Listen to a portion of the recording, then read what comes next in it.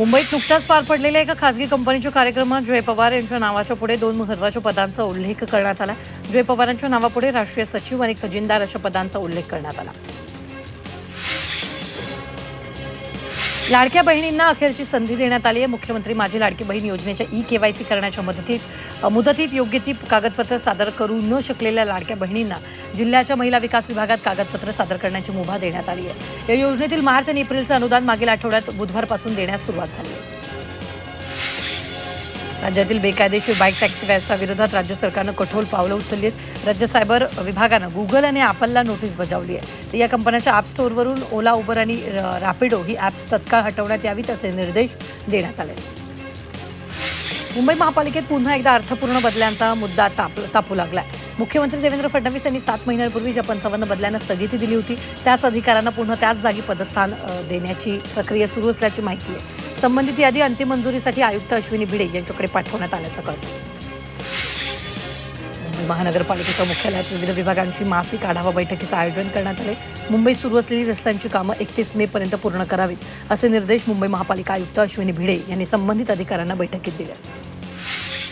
महापौर विकास निधीच्या वाटपाचा सर्वाधिक लाभ घाटकोपरच्या भाजपच्या नगरसेवकांना झालाय। महापौर रितू तावडे या घाटकोपरमधील नगरसेविका असून घाटकोपर पूर्व विधानसभा मतदारसंघात 42 कोटींचा निधी देण्यात आलाय। घाटकोपर पूर्व आणि पश्चिममध्ये मिळून 58 कोटींचा निधी देण्यात आलाय।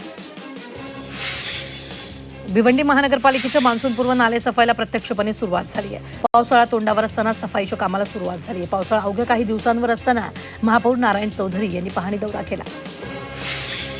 मराठी नामफलकाबाबतच्या कायद्याची अंमलबजावणी करण्यासाठी मुंबई महापालिका प्रशासनानं 2 पद्धतींवर भर दिला। 100% मराठी नामफलकांसाठी पालिकेनं जोरदार कारवाई सुरू केली तर येत्या 16 जूनपूर्वी सर्व दुकानं आणि आस्थापनांचं नामफलक मराठीत झळकलेले दिसतील अशी आशा व्यक्त केली जाते।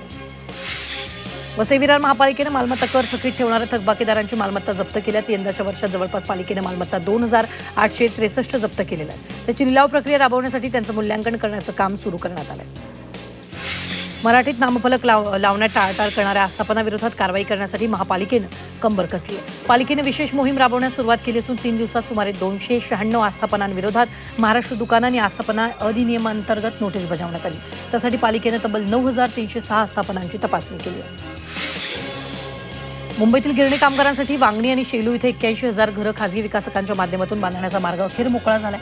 नुकत्याच झालेल्या शक्ती प्रदत्त समितीच्या बैठकीत दोन्ही विकासकांना कायदेशीर कार्यादेश जारी करण्यात आले।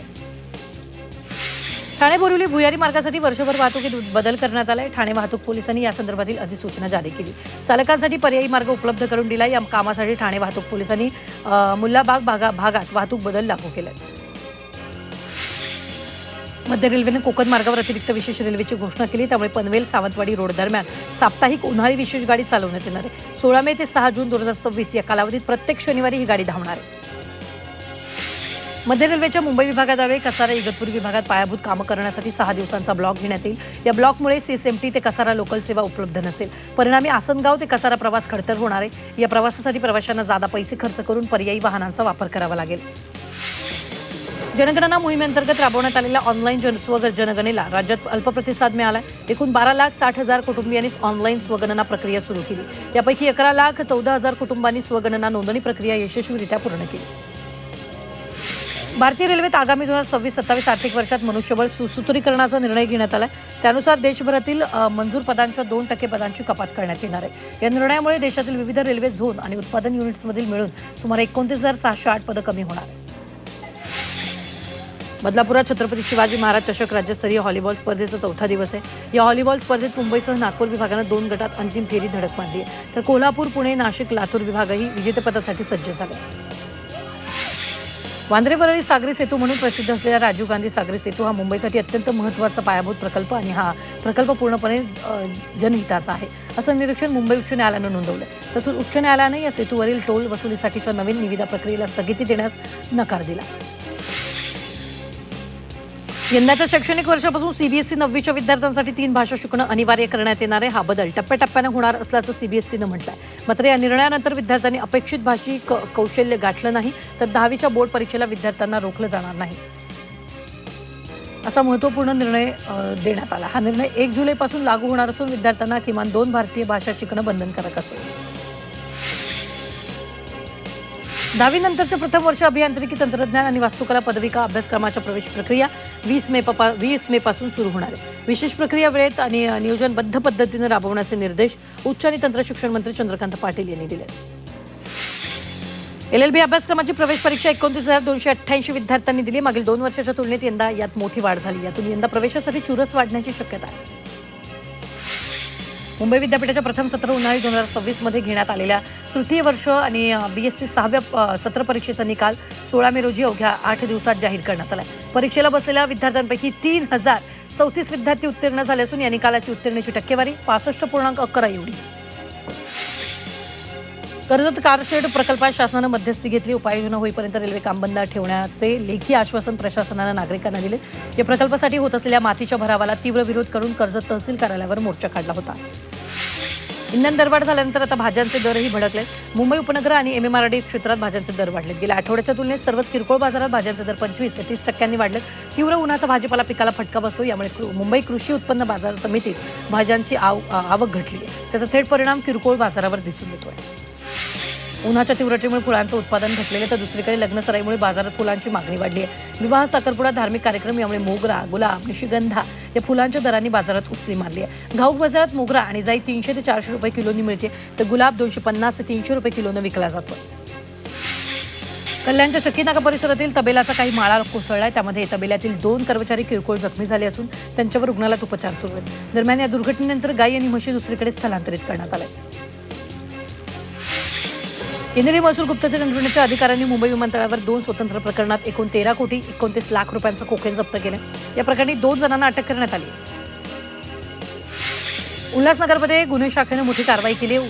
ओडिसाहून रेल्वेनं आलेल्या 2 गांजा तस्करांसह रिक्षा चालकाला अटक करण्यात आली. या आरोपीकडून तब्बल 21 किलो गांजासह 9,35,360 रुपयांचा मुद्देमाल जप्त करण्यात आला. कल्याण क्राईम ब्रांचनं मुदत संपलेले खाद्यपदार्थ नवीन तारखेचं लेबल लावून त्याची विक्री करणाऱ्या गोडाऊनवर छापा टाकलाय. यावेळी तब्बल 27 लाखांचा मुद्देमाल पोलिसांनी जप्त केला. या खाद्यपदार्थांची विक्री करून नागरिकांच्या आरोग्याशी खेळण्याचा प्रकार या ठिकाणी सुरू होता. मुंबईत गेल्या वर्षभरात वाहन चोरीच्या तब्बल 2,299 गुन्ह्यांची नोंद झाली आहे. यापैकी 1,357 गुन्ह्यांची उकल झाली आहे. या आकडेवारीनुसार दररोज सरासरी 6 पेक्षा अधिक वाहन चोरीच्या घटना घडतात. कल्याण रेल्वे स्थानकात धक्कादायक प्रकार घडला. 14 वर्षाच्या मुलीवर लैंगिक अत्याचार झालाय. पोलिसांनी CCTV फुटेजच्या मदतीनं आरोपीची ओळख पटवली. आरोपी सौरभ सोनवणेला अटक करण्यात आली. भिवंडी तालुक्यातल्या शेडगावमध्ये झालेल्या क्लिष्ट खुनाच्या गुन्ह्याची उकल करण्यात पोलिसांना मोठं यश आलंय. धक्कादायक म्हणजे या प्रकरणात फिर्याद देणारा सख्खा भाऊ मुख्य सूत्रधार निघाला. परेश पाटील या अज्ञातांनी खून केल्याची फिर्याद गणेशपुरी पोलीस ठाण्यात दाखल करण्यात आली. त्यानंतर तपासाची चक्र वेगानं फिरवली. राकेश पाटील, प्रेमजित घरत आणि दक्षत भोईर या तिघांना ताब्यात घेतल्यानंतर त्यांनी गुन्ह्याची कबुली दिली. भाईंदर पूर्वेतील पूजानगर इथं एका तरुणाला आरोपींनी इनोवा गाडीत बसवून शहरभर फिरवत बेदम मारहाण केल्याची धक्कादायक घटना समोर आली आहे. तर लव्ह ट्रायंगलमधून तरुणाचं अपहरण केल्याची शक्यता असल्याची प्राथमिक माहिती आहे. आरोपींनी तरुणाच्या अंगावर सिगारेटचे चटके दिल्याचंही आरोप आहे. पालघर जिल्ह्यात उद्यापासून 21 मे पर्यंत CNG कपात होणार आहे. आधी CNGचा गॅसचा तुटवडा असल्यानं नागरिकांचे हाल होत आहेत. CNGसाठी नागरिकांना रांगेत तासनतास उभं राहावं लागतं.